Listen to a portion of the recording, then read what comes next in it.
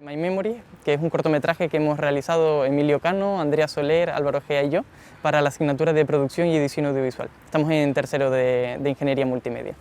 El cortometraje lo planteamos en un futuro distópico para concienciar de la crisis climática que estamos viviendo. Entonces, el cortometraje empieza con un chico encerrado, con su conciencia encerrada en un ordenador y contando que para él ya es demasiado tarde, para su mundo ya es demasiado tarde para cambiar las cosas. Y el mensaje que queremos enviar es que para nosotros no es demasiado tarde para cambiar las cosas. Y también como planteamos ese futuro distópico, género de ciencia ficción, pues nos permitió añadir varios efectos visuales y jugar con las herramientas del grado multimedia, haciendo animaciones y demás.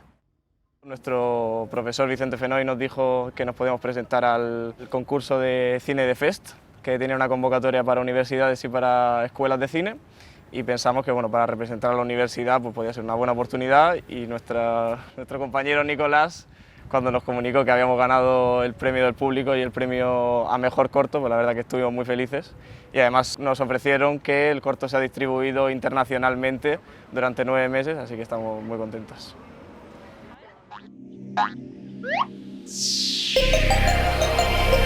Universitat de València.